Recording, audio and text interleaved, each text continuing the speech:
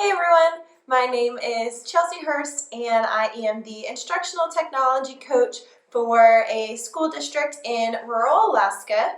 And today we are going to be talking about ways to transform your Google Classroom into a distance learning classroom.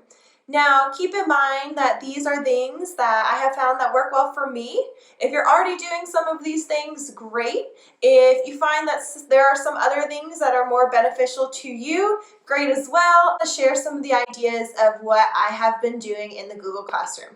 Here we go. First, it is so important to teach your students how to use the Google Classroom before you do anything on it. Regardless of if you've been using it all year or if you are brand new to it, the students need a lesson in your expectations on how they should view, how they should use the Google Classroom. This could look like a live video conference where you share your screen and you walk them through the steps of all of the different things you want them to know, the expectations you want them to use within the Google Classroom, or if you record yourself and create a video showing these expectations so students can refer back to them later. For example, in my classroom, I always direct my students to go to the classwork page to find their information. Sometimes the stream gets bogged down with different comments and it's hard to keep up with. So the first thing I always teach my students, regardless of if I'm at a distance or in a classroom, is if you want to find your assignments, you need to go to the classwork tab to find them. I feel like now more than ever, this is so important in making sure students are organized and understand what to be doing when they are at home. Next, be sure to use topics. So topics in the Google Classroom are a great way to keep your content organized. In your classroom, you may do this by subject matter. So for example, when I taught earth science, I may have a topic that said volcanoes or layers of the earth or weather to kind of organize and group all of the assignments of similar topics. But in this period, when I teach a distance class, I organize my topics by week or by date. So find what works best for you in making sure that your students are finding the right assignments for the right week and are able to quickly access that through their topics. During this time, consistency is key. Please, please, please make sure that you are releasing assignments in similar ways every single week, just to make sure the students are able to get into a routine just as they would if they were in your classroom. For example, in my Google Classroom, every Monday I release assignments at 8 a.m.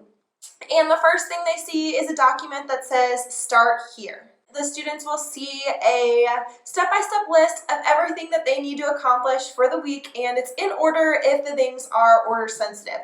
For example, my number one is always a video. It says, watch the video that Ms. Hurst recorded, and it's a video of me explaining the instructions for the week and maybe walking them through the assignment I want them to complete if it requires additional support. Then the last thing on my, assignment to-do list that I send out on Mondays is a synchronous time for us to meet via Google Meet. So on my Fridays Google Meet, we spend time just connecting with one another.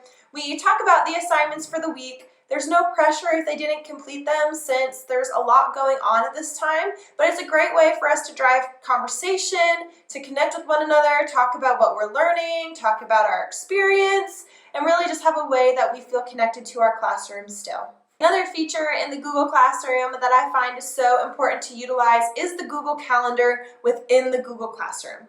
So when I first started with this group of students I'm now working with, we went over the Google Classroom and I asked them what was something they learned or what was something they've never used before in the Google Classroom that we talked about. And all of them said the Google Calendar. While it is right there within Google Classroom and a very easy button to click, not many of them realized or understood the function that it could have.